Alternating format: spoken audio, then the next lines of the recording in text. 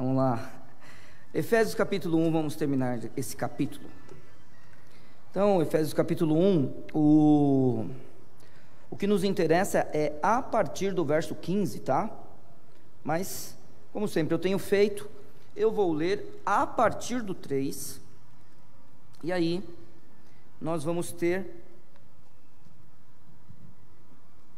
uma visão geral do capítulo, e aí a partir do verso 15 é a nossa mensagem de hoje.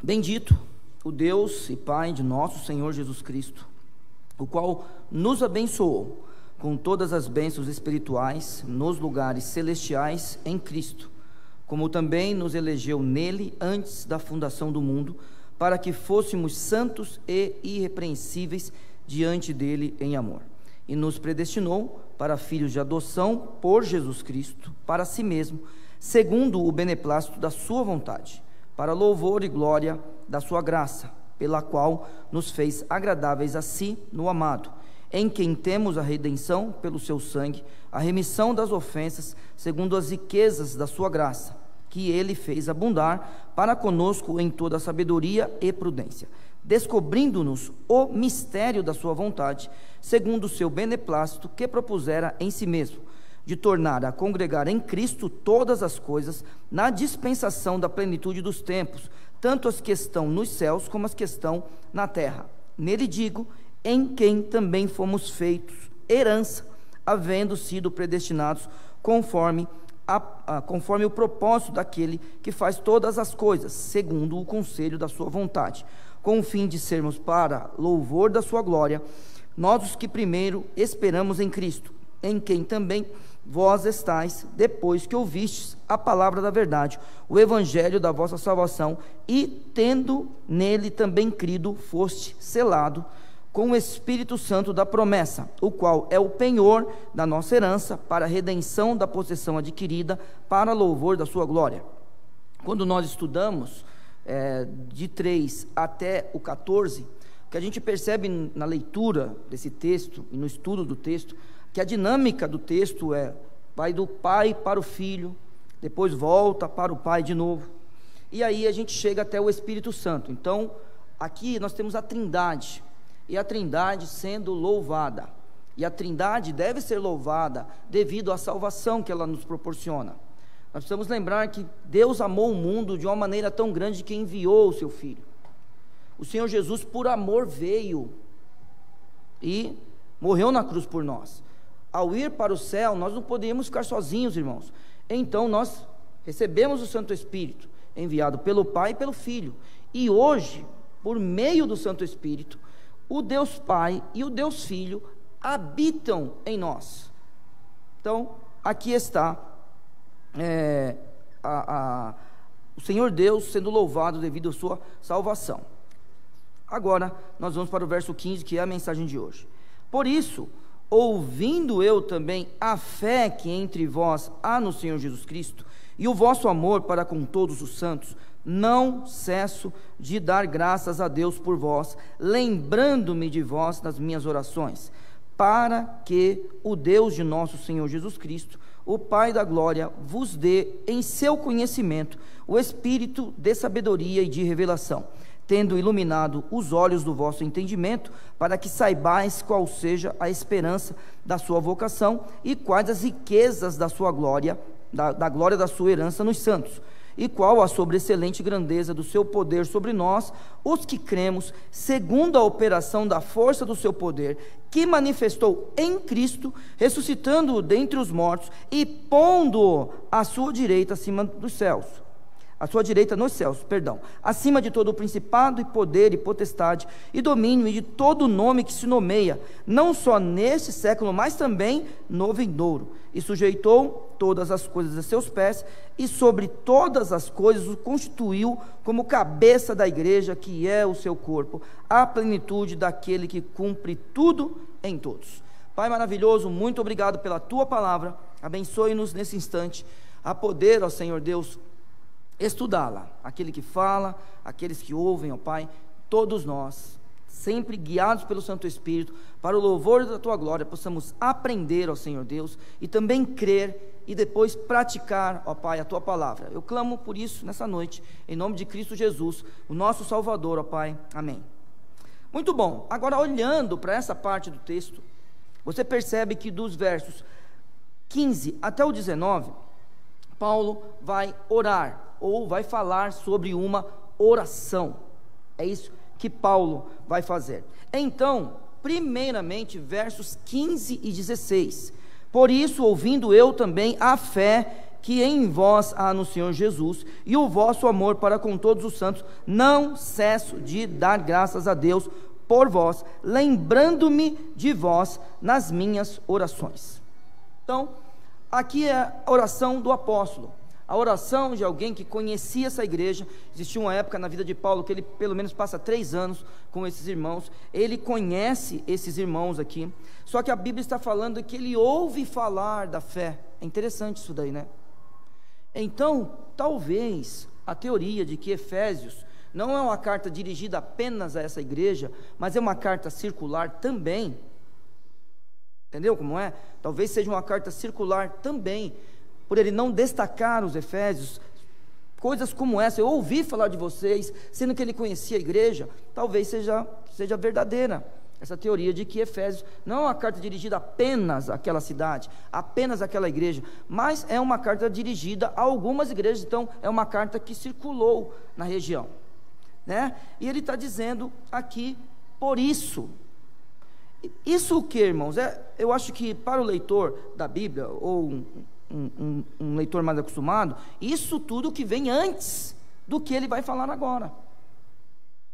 O que Deus fez pelo povo, o que Jesus fez pela sua igreja, o que o Santo Espírito tem feito na igreja, na vida de cada um.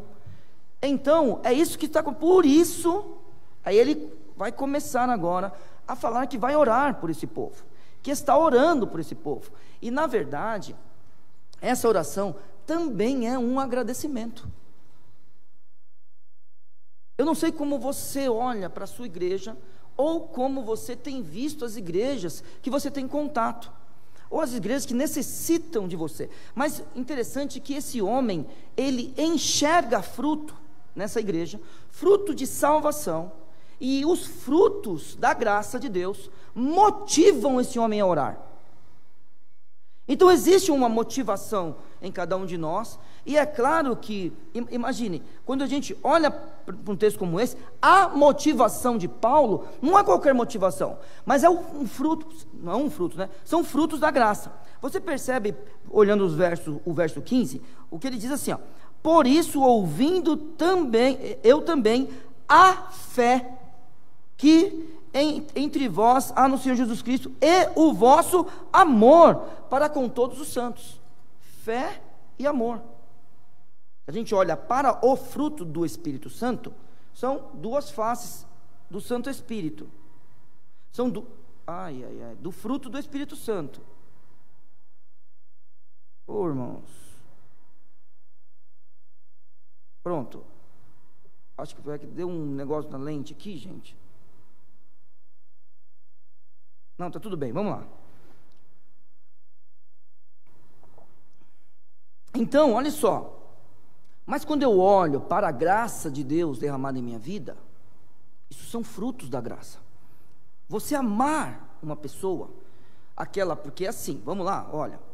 Como que uma das coisas que a gente identifica no povo de Deus, qualquer crente maduro, e tanto no seu relacionamento com Deus, quanto no relacionamento com o povo, então é assim, o relacionamento com Deus é vertical, e o relacionamento com o povo é horizontal. O relacionamento com Deus é algo espiritual, o relacionamento com o povo é comunhão, certo? Qualquer crente maduro sabe disso, e percebe isso na vida dos outros crentes. Qualquer crente maduro sabe disso daí. Isso aí, porque se é pelo fruto que a gente conhece a árvore. A dica está dada para a gente. Como é que você sabe que uma pessoa realmente é digna de você chegar até ela e falar: ore por mim? Como é que você sabe que ela tem comunhão com Deus? Se ela tem comunhão com os santos. É uma coisa óbvia. Entende? Então é assim. Então olha só, tudo que a gente recebe do Senhor, tudo que a gente recebe do Senhor é graça, e a gente não merece.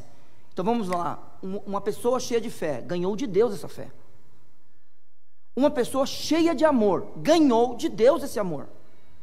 Agora, ela ganha verticalmente e ela distribui horizontalmente. É isso que acontece. Então é através da comunhão entre nós que qualquer um de nós vai saber que a gente tem essa comunhão com Deus. Eu não estou falando para a gente ser espião, irmãos, não é isso. Só estou dizendo o seguinte: imagine, você é um dos santos que, imagine, você é um dedicado. Você é dedicado a obedecer o Senhor. Não estou falando dedicado na igreja. Aqui, o dedicado a obedecer o Senhor, consequentemente, é dedicado na igreja. Só isso, tá? É só isso. Então, aqui. Eu queria dar um exemplo aqui, mas não, deixa para lá, não cabe. Vamos lá, olha só. Então, qualquer pessoa que é dedicada ao Senhor, de verdade, ela é dedicada entre os irmãos. Por quê? Por causa do segundo mandamento. E o segundo mandamento é gerado pelo primeiro. É gerado. Então quem ama a Deus? Quem ama seus irmãos, é óbvio. Agora, não é possível a gente falar que ama o irmão, a gente falar que ama a Deus e não amar o irmão. Então vamos lá, qualquer pessoa que recebe, ela precisa distribuir, porque a gente ganhou tudo isso de Deus. Bom, olho para qualquer um, o apóstolo olha para o povo, o apóstolo ouve falar, como talvez você ouviu falar de alguém, ou alguém ouviu falar de você. E eu quero compartilhar com os irmãos de Vila São José uma coisa que aconteceu conosco, que daí muitas vezes só o pastor que sabe disso, sem citar nomes. Um missionário uma vez precisou de ajuda. Eu preciso de ajuda. Tá bom, nós vamos te ajudar. Sempre, sendo pouco, sendo muito, nós sempre ajudamos, irmãos. Eu acho que e no dia que a gente não tiver nada, então olha o que eu vou falar para os irmãos. No dia que a gente não tiver nada, do pouco que a gente tiver, porque quando eu falo nada, vamos lá, o justo, ele nunca vai mendigar o pão, nunca se esqueça disso, certo? Deus não vai deixar na gente, nunca. Então, do pouco que a gente tem que dividir. Então, talvez um dia a conta bancária não esteja, a conta bancária da igreja não tenha, mas a gente tem, sempre lembra disso. Aí alguém me liga, preciso de ajuda, um missionário. Fala, tá bom, a gente vai te ajudar. Quanto você precisa? Aí ele disse o valor. E eu perguntei assim para ele: quanto você já tem? Com quantas pessoas você já falou? Ele falou: eu não falei com ninguém. Porque a única igreja que eu sei que pode ajudar a mim nesse momento são vocês. Então é possível alguém olhar para uma igreja, e eu falo isso com temor, hein? Você que nos visita, você que está assistindo a gente, não é membro de Vila São José, não conhece o costume dessa igreja, nem a atitude dessa igreja em ajudar, por favor, não pense que eu estou sendo arrogante aqui. Não é isso. Eu estou contando algo, um fato que aconteceu nessa igreja, sem nenhum tipo de orgulho, porque nós somos servos, fizemos apenas, poucas pessoas sabem disso, então eu vou falar mais alto. Nós somos servos inúteis, que fizemos apenas aquilo que devíamos fazer. Sempre nós vamos falar isso. E agradecer a Deus, porque naquele momento a gente tinha para distribuir, certo? Então é possível alguém olhar para nós e nós olharmos para o outro também e saber que existe fé e amor em algum lugar. E para os efésios existia fé e amor. E aí isto motiva o apóstolo a orar.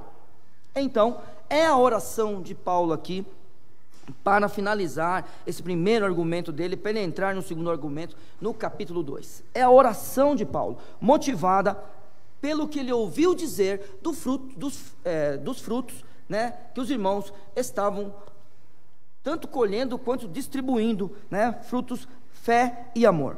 Muito bem, e ele diz que ele não cessa de dar graças a Deus por eles, né, lembrando-me de vós nas suas orações. Aí é o seguinte: para quê? Então, versos de 17 a 19, ele vai falar como ele ora.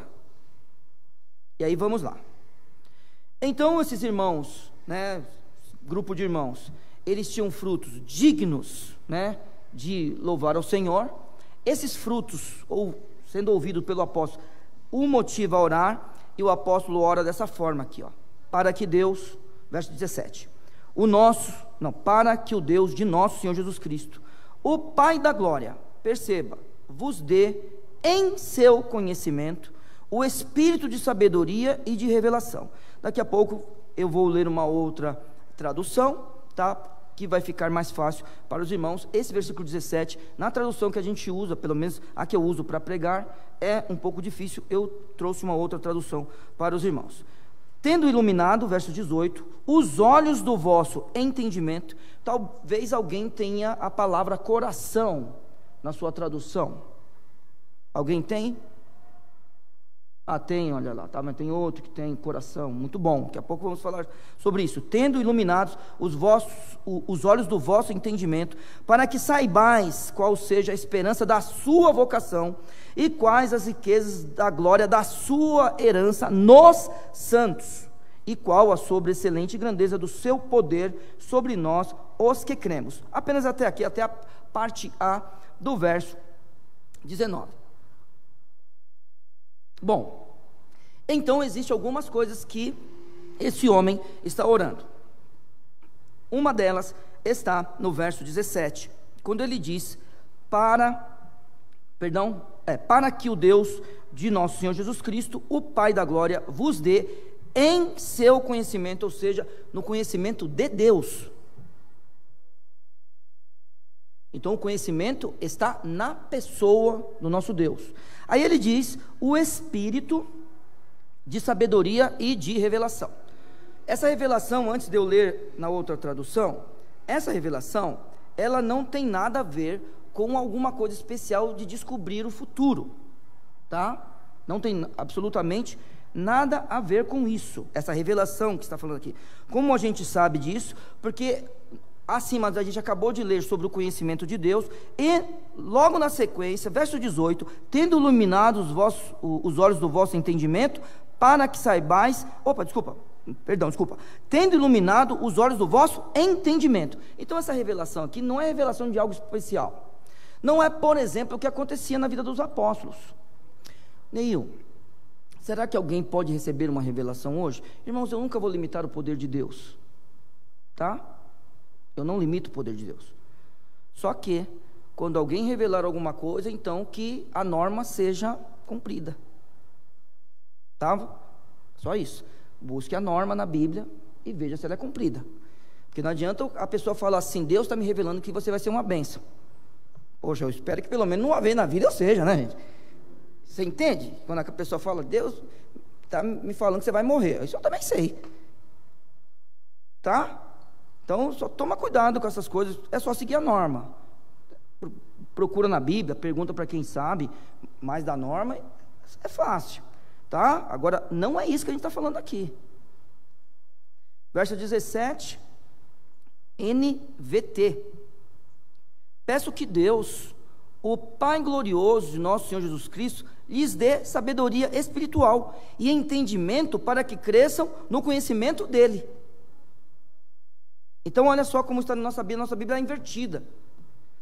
Mas é aquilo lá, é uma decisão. Por exemplo, no princípio criou Deus os céus e a terra. Você está acostumado com isso, mas você nunca falou assim, Emily, para o Samuel. Quem é Samuel, o maior ou o menor? O maior, né? O menor é o quê? Miguel. Você nunca falou, o Miguel falou assim: mamãe, cadê o bolo? Você nunca falou assim: olha, o papai bolo comeu. Você não fala assim, entendeu? Você não fala assim, não inverte as coisas assim. Então qualquer texto ia falar assim: no princípio Deus criou. Agora na nossa Bíblia criou Deus, porque é uma decisão da Trinitariana em fazer isso. Então a Trinitariana procura traduzir a palavra. É isso que a trinitariana procura fazer. Por isso que quem tem uma trinitariana tem um monte de palavra em itálico, que aquilo ali não está no original, é para dar sentido para nós. Todo mundo que tem uma trinitariana vê a palavra em itálico, aquela palavra não está no original. Entendeu? Então aqui está invertido. Olha como é que ele faz aqui, ó. Para que o Deus de nosso Senhor Jesus Cristo, o Pai da glória, vos dê em seu conhecimento, está vendo? É no conhecimento dele, no conhecimento de Deus. Dê a nós conhecimento de Deus. Agora, como que a gente vai conhecer a Deus? Aí é que está. Jesus não está passeando mais com a gente. Jesus não anda no nosso meio como um dia ele andou, falando quem era o Pai, falando o que a gente devia fazer, explicando para nós o Velho Testamento, sendo que a gente tinha o Velho Testamento e não compreendia por uma falha humana. Aí tinha um homem, que é Deus, explicando para a gente. Ele não está mais. Então, por causa disso, Paulo ora para que esse povo que já tem o Espírito Santo, esse povo que tem fruto de salvação, esse povo possa conhecer mais a Deus. E por causa disso, esse povo precisa mais de um espírito de sabedoria e de revelação. Sabedoria para poder entender a Deus, e revelação para que aquilo que ainda não é conhecido pelo povo possa passar a ser. Por isso que é bom quando surge no meio do povo aquelas pessoas que conseguem explicar a Bíblia para nós. Já viu? Tem gente que consegue explicar a Bíblia para a gente. Alguns deles são chamados de pastores mestres pelas Escrituras. Então é bom quando surgem essas pessoas no meio do povo. Pode ser homem, pode ser mulher. As mulheres também interpretam bem a Bíblia. Qualquer pessoa que lê a Bíblia, qualquer uma, isso não importa se é um homem ou se é uma mulher, é capaz de explicar as coisas. Meus irmãos, eu perdi meu pai aos 12 anos. Quem me ensinou a Bíblia foi minha mãe. O mais importante, né? Porque depois eu tive que estudar mesmo para poder estar aqui pregando, ensinando os irmãos, tirando dúvida algumas vezes. Mas a base de tudo que eu sei foi uma mulher que me ensinou. Não tem nenhum problema. Isso é honra para nós. Então, qualquer um de nós, para qualquer um de nós, isso não é algo especial a um pastor, por exemplo, não é algo especial a um líder, qualquer um de nós, que a gente tem esse espírito, né, de sabedoria e de revelação. Então existem coisas que a gente ainda, para nós não está revelado. A Bíblia está aí, mas a gente não entende. Que Deus nos abençoe a aprender disso, que para nós ainda não foi revelado, para nós. E existem coisas que são para nós, irmãos, para nós, especial para a gente. Por exemplo, rogo-vos, pois, irmãos, pela compaixão de Deus, que apresenteis os vossos corpos em sacrifício vivo, santo e agradável a Deus. Eu pergunto aos irmãos, o que é isso? Para esse homem é algo especial.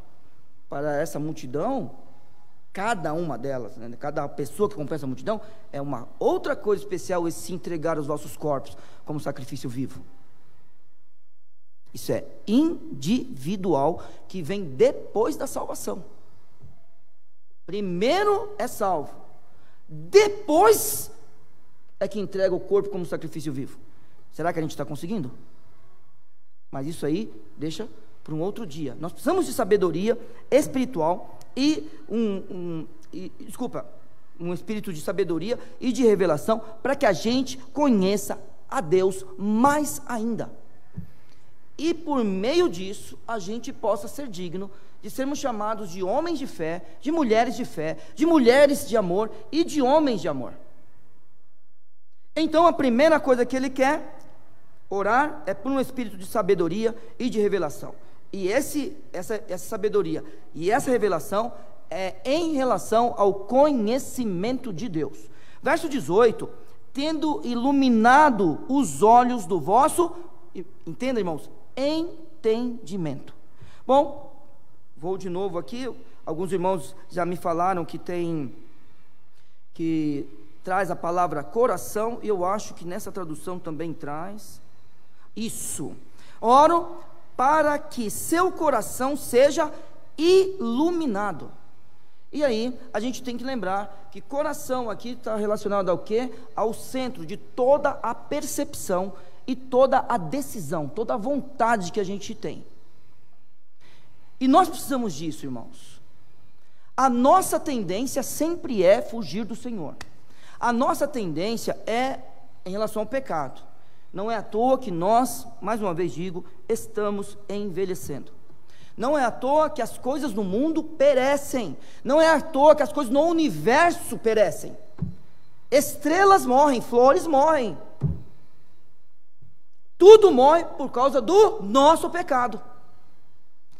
E por isso que a criação, toda a criatura, espera a glória dos filhos de Deus. É por causa disso. Tudo foi sujeito por causa do nosso pecado e tudo morre. Tudo morre.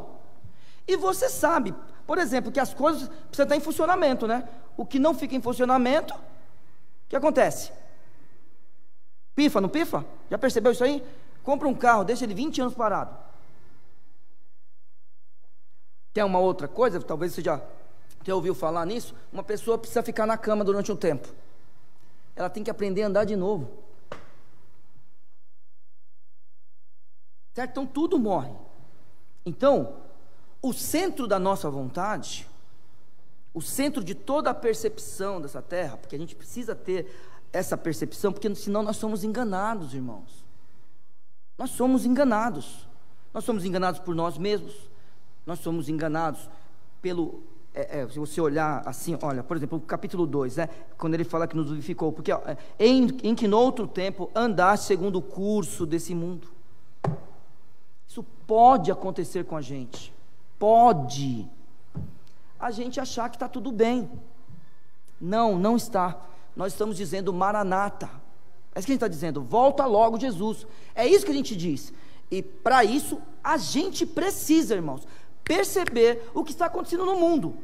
A gente percebe o que está acontecendo no mundo para proteger nossas esposas, proteger nossas filhas, e aí, é claro, proteger os nossos maridos, nossos filhos, nossos pais, nossas mães, para proteger uns aos outros aqui. Nós precisamos olhar esse mundo e saber o que está acontecendo.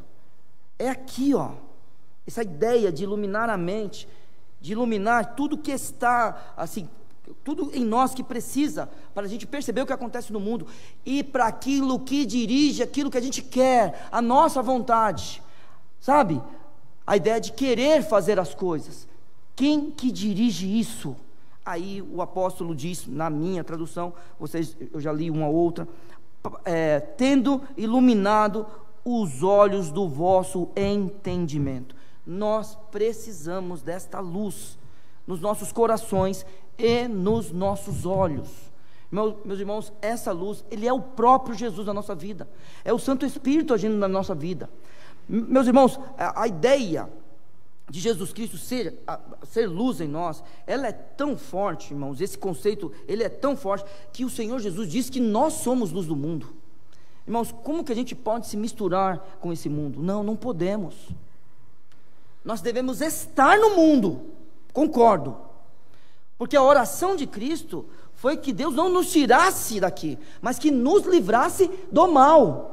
Então essa é a oração do Senhor Jesus em relação a gente. Mas, meus irmãos, se a gente não tiver os olhos iluminados, se a gente não tiver esse coração iluminado, para que a gente tome as decisões corretas, a gente tenha as vontades certas, que a gente não consiga perceber, meu irmão, a gente não vai ser luz, mas nós estaremos no meio das trevas, olha, proporcionando que existam mais trevas.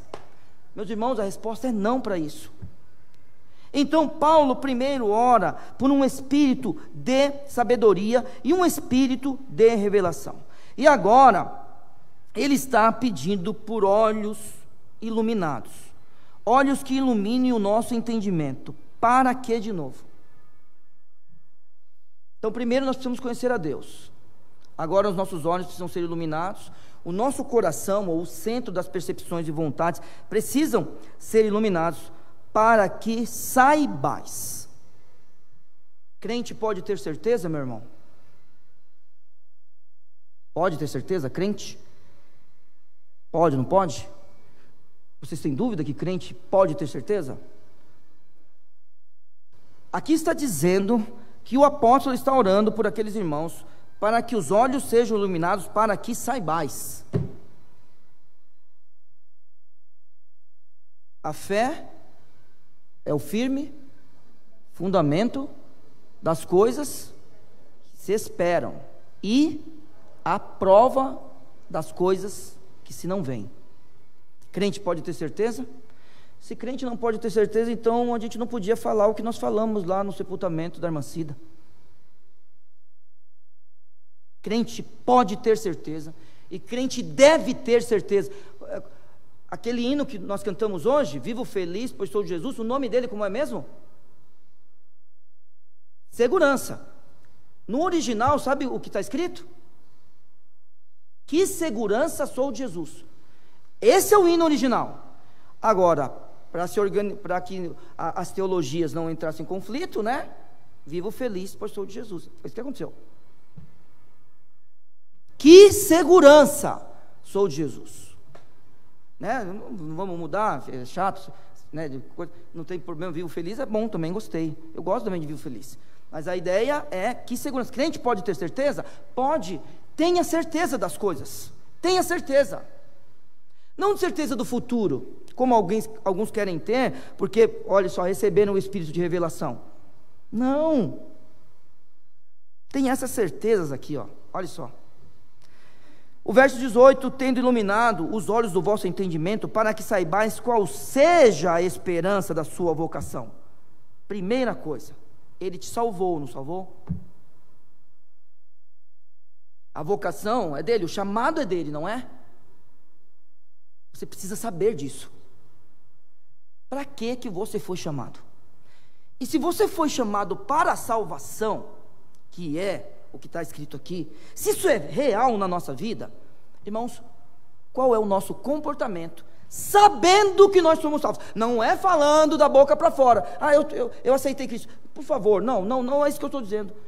São pessoas seguras, pessoas que sabem o que precisam fazer. Por quê? Porque tem espírito de sabedoria, tem espírito de revelação, porque tem os olhos iluminados, o centro da sua vontade é iluminada pelo próprio Deus, pelo Santo Espírito que nos ilumina, e aí ele sabe, para que saibais qual seja a esperança da sua vocação.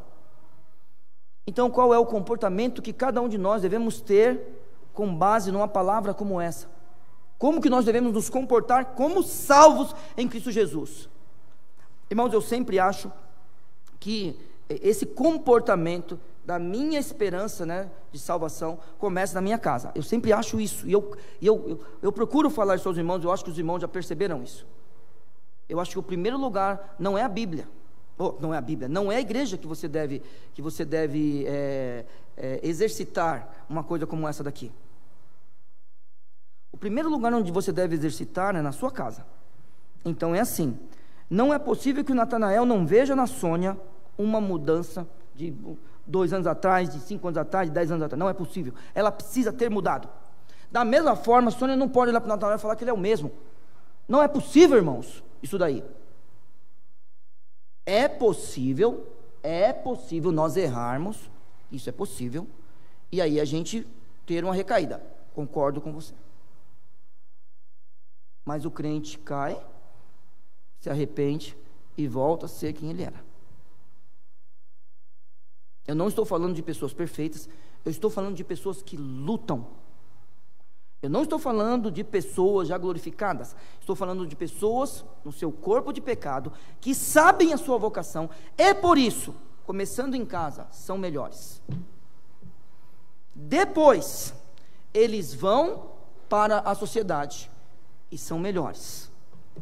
E aí sim, vem aos domingos, não sei quando é o culto na sua igreja, na nossa igreja é aos domingos e às quartas, vem nas quartas e vem nos domingos para agradecer a Deus, e junto com o povo, e para ser igreja, porque isso é necessário. Porque Ele quer cumprir aquilo que está em Atos 2,42. É isso, mas tudo começa nos seus relacionamentos mais íntimos. Deus te chamou, as pessoas estão te vendo que Deus te chamou. Você é alguém, ou você é o crente 007. Quem você é? Você está falando para todo mundo, ou você é o agente secreto? Não, eu estou aqui, quando eu tiver oportunidade, você vai ver. Eu vou descobrir tudo aqui. Não.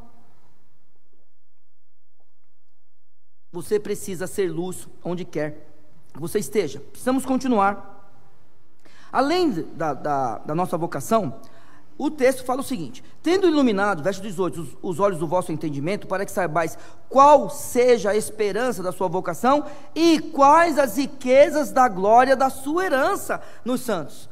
Da herança de Deus. E quem são a herança de Deus? No Velho Testamento, o povo de Israel. E agora esse homem chamado Paulo, ele traduz isso para a igreja. Irmãos, agora, era o povo de Israel como nação. É claro que nem todos são salvos do povo de Israel, mas é a herança do Senhor. E aí, irmãos, eles espiritualizam isso. Aí sim, o apóstolo espiritualiza. É a igreja. Então nós precisamos dessas coisas. Quais são as riquezas da glória? Irmãos, a Bíblia diz que nem olhos viram, nem ouvidos ouviram o que Deus preparou para o homem. Não adianta. Meus irmãos, mas a gente tem esperança. Vamos lá, você tem uma vida feliz? Não precisa me falar, de repente, né, a Júnia podia falar, eu tenho a vida feliz com Elias. Você não quer que ele morra, percebe? Não é interessante? Você não quer que o Wesley morra. Mas olha, já pensou que o céu é melhor do que estar com ele? Você consegue entender isso? Você tem uma vida feliz na sua casa? Com o teu filho, com a tua mulher, com o teu marido, com a tua filha, com o teu pai, com a tua mãe? Você tem essa vida? Agora, não é bacana você pensar que no céu vai ser melhor do que lá na tua casa? Quando você chegar, você vai se divertir hoje. Eu não sei o que vocês vão fazer hoje, mas quando chegar em casa, vai ser divertido, entrar no carro, já vai começar aquele negócio de família, aquela coisa maravilhosa. Só que no céu vai ser melhor. Então nós precisamos saber dessas coisas, para que a gente possa olhar sempre para o nosso alvo, que é o Senhor Jesus. Então vamos lá de novo, no verso 17, ele ora para que tenha o espírito de sabedoria e de revelação. No verso 18, ele ora para que a gente saiba de algumas coisas. A gente saiba da nossa vocação, saiba das riquezas, da glória que Deus tem nos dado. E aí, irmãos, tudo isso por causa do poder de Deus. Por quê? Porque ele diz assim, que a gente precisa saber mais uma coisa: e qual a sobre-excelente grandeza do seu poder sobre nós, os que cremos. Então, pode ficar tranquilo. Talvez você pode achar que sua vida, olha, Ney, eu não consigo olhar para mim e me perceber nesse texto assim, sabendo disso, recebendo essas revelações do Senhor, tendo essa sabedoria espiritual, tendo esse coração realmente iluminado, os olhos iluminados. A minha percepção do mundo ainda é obscura, ou as minhas vontades, eu estou lutando muito, então eu não estou vendo isso acontecer comigo, porque talvez você está lutando contra tudo isso. E aí eu quero te dizer, para você que não é salvo, também cabe isso. Para você que é salvo, aí é algo que você precisa dobrar seu joelho, se entregar ao Senhor de uma forma diferente e falar com Deus: Pai, eu sou fraco, mas o teu poder habita em mim. Porque a Bíblia está dizendo para nós assim, para que a gente saiba, né, qual a sobre-excelente grandeza do seu poder sobre nós, os que cremos.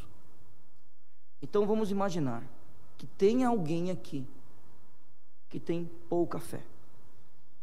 Você só pode, para a salvação, para a sua vida, acrescentar essa fé por meio do poder que Deus dá a nós. É só assim que a gente consegue. Não adianta a gente buscar através das nossas forças. Não adianta. Existem práticas que a Bíblia manda a gente fazer, claro. A Bíblia manda a gente orar, a Bíblia manda a gente ler a Bíblia manda a gente amar. Eu sei disso, isso são exercícios mesmo. Mas, meu irmão, minha irmã, você só vai conseguir uma mudança nesses hábitos e uma mudança interior por meio do poder de Deus que habita em nós. Ele enviou isso. Então não lute mais você sozinho. Não lute. Creia que Deus está agindo em você, para depois agir por meio de você. Primeiro, então, Deus age na minha vida. Então, acontece mudança, acontece os frutos da graça, e aí depois eu distribuo, não é? Então Deus age na minha vida, e depois Deus age por mim. Eu fico super assustado quando eu vejo pessoas, assim, que dão poucos frutos, ou pelo menos estão muito longe dos crentes, não é só em Vila São José, mas eu digo, aqui é uma igreja, né, irmãos? Então, a minha percepção com vocês é mais assim, do domingo de manhã, domingo à noite, é o que acontece. Mas na verdade eu estou falando mais das pessoas. A pessoa que dá pouco fruto, daqui a pouco está dando orientação bíblica para os outros. Eu fico olhando aquilo e falo, Senhor Deus. E aí a minha pergunta para todos nós é, você tem feito o que você está falando? Porque é bom, né, a gente falar o que o outro deve fazer. Falar o que o outro deve fazer, olha, aí é bom. Todos vocês que tiveram uma dúvida muito grande na sua vida, e que vocês tiveram contato com esse pastor que fala com vocês, e que eu não tinha resposta, depois a gente vê tudo que a gente podia fazer, você lembra de uma coisa que eu falo, a decisão que você tem que tomar agora é algo pessoal, a decisão que você tomar, eu estou junto com você.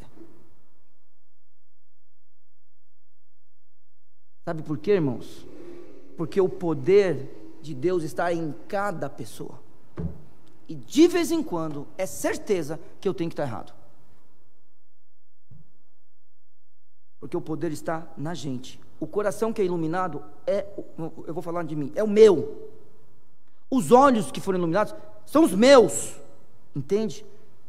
Então tem coisas que só você enxerga. Mas sabe quem fez isso por você? Deus. Porque Ele derramou o seu poder em você. E esse poder, perceba para o que é. Versos 17, 18 e 19. Perceba para o que é. Não é poder para falar língua. Não é poder para curar o outro. O que mais que tem? Não sei. Não é poder para isso, tá? Olhe para o texto. Coração iluminado, olho iluminado, sabedoria espiritual, revelação do conhecimento de Deus. Como que a gente consegue isso? Por meio do poder de Deus, que foi derramado nos que creem. Então, por favor, uma outra coisa, não vá buscar conselho de quem não é crente. Ele não é crente. Sabe aquele negócio? Eu penso religião de uma outra forma. Não preciso te ouvir. Você pensa de outra forma. Eu acho. Você não acha nada. Nenhum de nós aqui acha nada, tá, irmãos? A gente olha para as escrituras e vê o que Deus mandou a gente fazer. Quando eu falo em qualquer lugar que nós somos exclusivistas, eu acho que alguns se ofendem. Porque para nós o que importa é Cristo. A nós cremos que o ladrão da cruz, o malfeitor da cruz, foi para o céu. Sim ou não? Por quê? Porque Cristo falou, acabou. Eu não aceito, o problema é seu. Sabe quando a pessoa fala isso? Eu não acho. Quem perguntou a sua opinião? Quem foi que perguntou? Você acha? Jesus disse que hoje estarás comigo no paraíso. acabou. Entende? Percebe isso daí? Como que a gente consegue aquele negócio? Você crê que João andou... João não, quem andou sobre as águas? Pedro, né? Pedro andou sobre as águas? Sim. Você é louco? Pois é, creio. Por quê? Porque Jesus falou. Vem, Pedro. E aí Mateus, eu não lembro quem registrou, mas eu não sei, vamos falar Mateus. Mateus registrou, Pedro andou sobre as águas. Pronto, creio. Desse jeito. Então por que a gente vai buscar conselho de quem não é crente? Ouvir conselho de quem não é crente? Não, irmãos, é o poder que foi derramado em nós, os que cremos. Tem que crer. Eu não consigo crer. Peça a Deus, faça como aquele homem. Falou, Senhor, acrescenta a minha fé. Acrescenta a minha fé. Preciso melhorar. Sabe por quê? Agora, isso que é poderoso no texto. Isso que é poderoso nesse relacionamento entre nós e Deus. Irmãos, eu não li o verso 19 inteiro. Perceberam? Porque esse poder que eu estou falando, que habita em nós, é o mesmo poder que ressuscitou Jesus. Isso não é poderoso? Vamos ler? Vamos ler, porque isso é poderoso, irmãos. Então eu vou ler do 17 até o final do 19. A oração é para que o Deus de nosso Senhor Jesus Cristo, o Pai da glória, vos dê em seu conhecimento o espírito de sabedoria e de revelação, tendo iluminados os olhos do vosso entendimento. Peça isso para Deus. Se converta hoje, arrependa-se dos seus pecados, e a sua vontade mude, para que saibais qual seja a esperança da sua vocação. Não vá embora sem a esperança da vocação de Deus. E quais as riquezas da glória da sua herança nos santos, e qual a sobre-excelente grandeza do seu poder sobre nós os que cremos, segundo a operação da força do seu poder, que manifestou em Cristo, ressuscitando dentre os mortos. Irmãos, é o mesmo poder. A gente sabe que a ressurreição de Cristo é uma obra da Trindade, nós sabemos disso. Então depende do texto que a gente olha. A ressurreição de Cristo é obra de uma das pessoas da Trindade. Neste texto é do Pai. Então quando você lê, passar pela ressurreição de Cristo, veja quem naquele texto ressuscitou Jesus. Você vai perceber que é obra da Trindade, tá? Nesta parte é o poder do Pai. É lindo isso aqui, irmãos. Versos 19 e 20 diz: qual a sobreexcelente grandeza do seu poder sobre nós, os que cremos, segundo a operação da força do seu poder, que manifestou em Cristo, ressuscitando dentre os mortos. É esse poder que habita em você. Mas esse poder que habita em você não é para ressuscitar o Senhor Jesus, mas é o mesmo. Então você pode dizer que você é poderoso em Deus. Agora a questão é: para quê?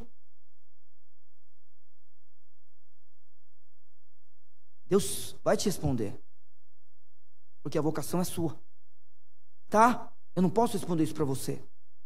A vocação é sua. Os olhos iluminados são seus. Eu não posso responder para você isso. O que Deus precisa te revelar, eu também não sei, meu irmão. E eu tenho que ter consciência disso. É algo pessoal com Deus. Pessoal com Deus, na vertical, que depois tem que ser distribuído na comunhão horizontal. Mas é o mesmo poder. Ele ressuscita Cristo, e aí o texto muda. Então Paulo está orando, e ele ora para algumas coisas. Agora ele está falando do poder de Deus, e ele transfere agora o foco dele, que estava em nós, para a pessoa de Jesus Cristo e para quem ele é. Então agora o texto mudou, tá? Vamos lá? Todo mundo junto aí? Do 15 até o 19 era a oração de Paulo. Agora ele muda para a pessoa de Cristo e quem ele é agora. Vamos lá. Que manifestou em Cristo, ressuscitando dentre os mortos e pondo-o à sua direita nos céus. Então vamos lá. Isso aqui é uma coisa que a gente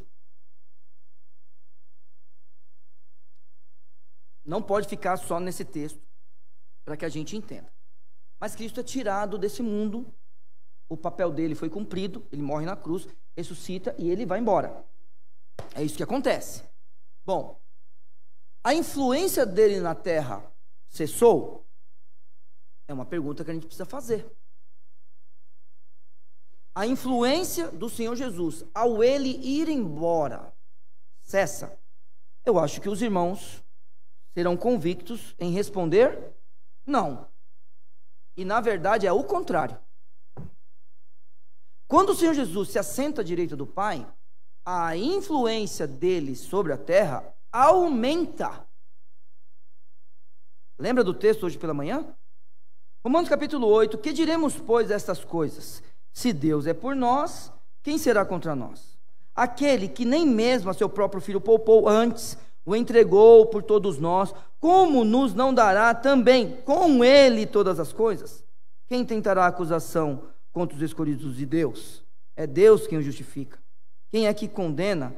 Pois é Cristo quem morreu, ou antes quem ressuscitou dentre os mortos, o qual está à direita de Deus e também intercede por nós. A influência dele aumentou. E agora, olhando para o texto, você percebeu? Olha só, quem é que condena? Pois é Cristo quem morreu, ou antes, quem ressuscitou. Aqui nesse texto, a obra da ressurreição é de Jesus, está vendo? E hoje ele intercede por nós. A influência dele agora aumentou. Ele está à direita do Pai, intercedendo por nós. O livro de Hebreus fala que ele pode se compadecer da gente. Você lembra? Por que ele pode se compadecer da gente?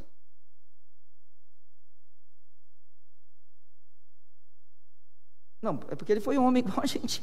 Então ele cansou, ele teve fome, certo? Chorou, perdeu pessoas, né? O pai dele, tudo indica, pelo caminhar da leitura bíblica, que José já estava morto quando Jesus morreu. Parece que a diferença de idade entre José e Maria era grande, e ele morreu. E o Senhor Jesus teve que entregar sua mãe aos cuidados de João. Então ele talvez sepultou seu pai, aqui não está relatado. Ele deve ter chorado também quando José morreu. Ele sofreu tudo que a gente sofre. Ele viu pessoas com lepra. Entendeu? Então, a influência de Jesus agora é maior. Isso é uma grande bênção, irmãos. Então, voltando lá para o texto de Efésios, e agora, focado na pessoa de Jesus, ele está sentado à direita do nosso Deus. Muito bem. E aí, irmãos, quem é Jesus? Ele está, a Bíblia diz que ele está pondo a sua direita nos céus, acima de todo o principado, e poder, e potestade, e domínio, e de todo nome que se nomeia, não só nesse século, mas também no vindouro. E aí é gostoso a gente começar o culto do jeito que a gente começou, não é? Ao nosso Deus, que se assenta no trono. Não é gostoso? Hein? Quando a gente fala que aquilo tudo é para Ele. É a dignidade do Senhor Jesus. Ele é digno daquilo, porque Ele está acima de tudo. E é assim. Então imagine, qualquer pessoa que venha de um contexto em que a sabedoria não é espiritual, a revelação não é do conhecimento de Deus, que olhos não precisam ser iluminados porque ele vê as coisas acontecendo. O coração não precisa ter vontade, porque alguém manda ele fazer. Você consegue entender o que eu estou falando? Imagine, qualquer pessoa que venha de um contexto, vou falar de novo, irmãos, que não precisa de olhos iluminados, porque ele vê coisas acontecendo. Ele não precisa de coração, certo? Iluminado, sabe por quê? Porque tem gente que manda ele fazer as coisas. Aí tudo aquilo que ele praticava, tudo, ele via com os olhos dele. E agora ele precisa ter esse relacionamento vertical com Deus, em que Deus pede para tirar o velho homem e colocar o novo. É isso que Deus pede. E Deus não mostra nada assim, nada. Faz tal coisa que acontece tal coisa, sabe? Deus não faz isso com a gente. Deus não é Deus bancário, que tem troca. Deus é digno de glória. E como Ele é digno de glória, Ele age no interior da pessoa para a mudança. E a mudança é global para a gente. A cosmovisão do crente muda. A forma de olhar o mundo muda. Esse é o crente. A forma de tratar o outro muda. É o crente. Então não é nada de faz isso que eu te dou aquilo. Não tem isso na Bíblia. Não tem isso. Pense, por exemplo, nos Efésios, que tinham Diana. E aí Paulo traz para eles: Ele está acima de tudo. Pense nos Efésios, faziam troca com Diana. Troca! E agora são salvos pelo Senhor Jesus e não tem mais isso. Onde tudo que ocorre é no meta. Não acontece mais nada para ele ver. É pelos olhos da fé. Então não tem mais troca. Ele está acima de tudo. Isso é o Senhor Jesus Cristo. Ele está acima de todo o principado, de todo o poder, de toda a potestade, de todo o domínio, de todo o nome que se nomeia. E aí Paulo diz, não só neste século, mas no vindouro, porque ele já reina agora. Ele está sentado à destra do Pai, mas já reina agora. E eu insisto com os irmãos, nós precisamos viver de forma digna de pessoas que fazem parte do reino, que já está aqui. É agora e depois.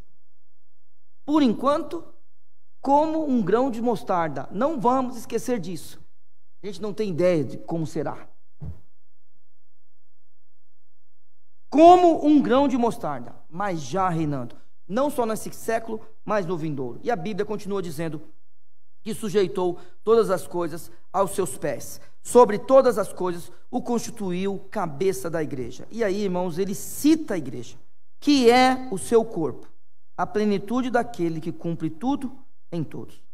Meus irmãos, o Senhor Jesus, quando a Bíblia fala sobre cabeça, todo momento que você vê a Bíblia falando sobre cabeça, é questão de autoridade. Então, o que o texto está dizendo aqui é que o Senhor Jesus tem autoridade sobre nós. E ele conduz esse corpo. E aí a Bíblia fala o seguinte, ó, ele sujeitou todas as coisas a seus pés, e sobre todas as coisas o constituiu como cabeça da igreja, que é o seu corpo, a plenitude daquele que cumpre tudo em todos.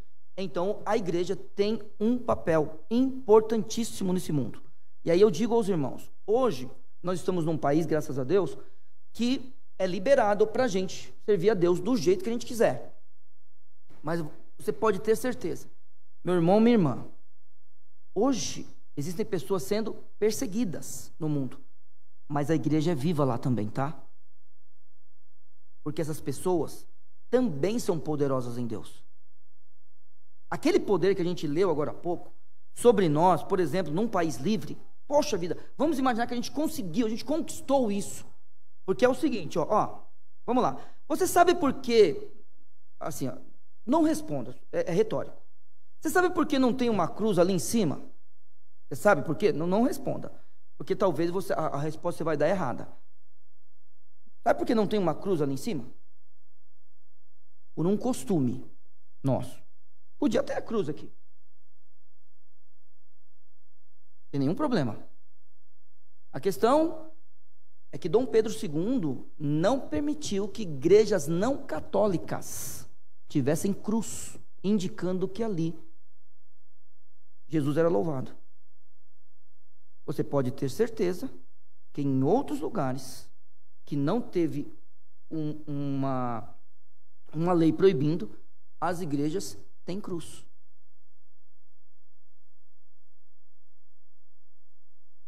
A igreja tem um papel importantíssimo, onde quer que ela esteja hoje. Então, imagine o seguinte, imagine os irmãos que a gente tem apoiado, né? Tem apoiado a Aninha, né? E agora a Aninha casou, né? Ela e o Felipe. A gente tem apoiado. Meus irmãos, eles têm que cuidar de uma igreja que assim, é que eu não lembro direitinho, mas eu acho que para chegar na aldeia são 3 dias. Então eles precisam morar lá. A igreja é útil lá, sabia? Porque, por exemplo, quando um índiozinho ou uma indiazinha ficou mal e iria morrer, aquele missionário pôde colocar no seu barco, porque ele tem condições para isso, ele precisa de um barco, ele tem condições, ele pôde levar no local mais rápido. A igreja é importante. A igreja é importante. Aquele índiozinho, ele iria morrer, mas a igreja estava lá para ajudá-lo. Os antropólogos não estavam, tá? Tá bom? Irmãozão, antropólogo não estava, sociólogo não estava, os historiadores não estavam lá, mas o missionário estava. A igreja é importante. Cristo conduz a igreja. Irmãos, nós precisamos ser úteis nessa obra. Nós precisamos estar firmes como igreja sendo conduzidos pelo Senhor Jesus.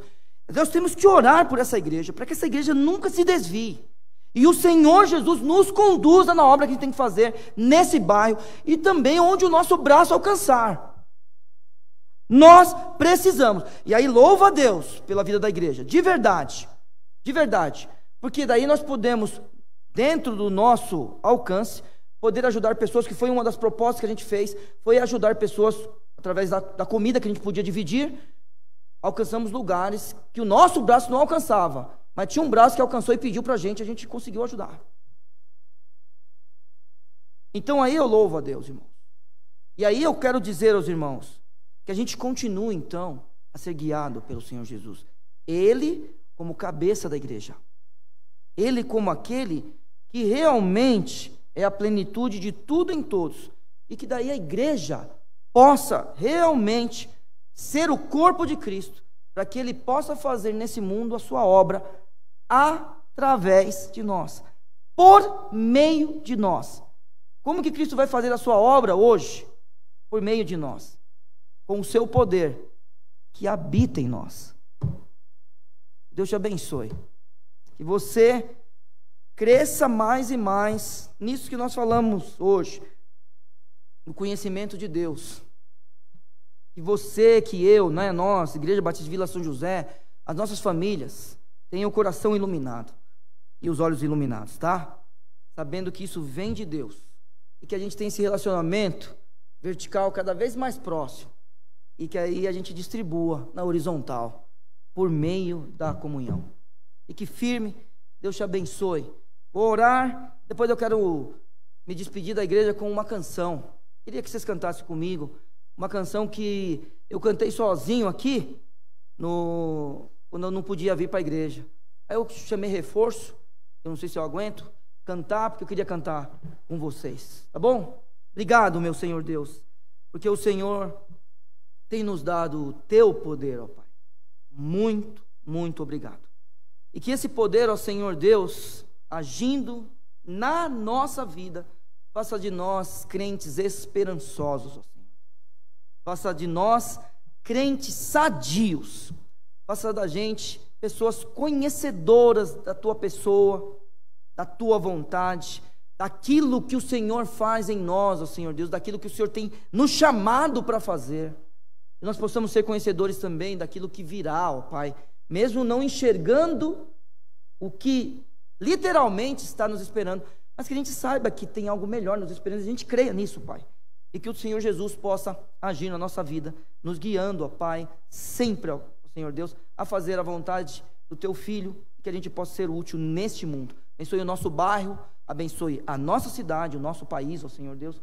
Tem misericórdia de todos nós, Senhor Deus, brasileiros. E que o Senhor abençoe também as eleições que irão acontecer em breve, ó Pai. Eu clamo tudo isso e te agradeço em nome de Jesus. Amém. Vamos ficar em pé e vamos cantar para a gente ir embora, tá?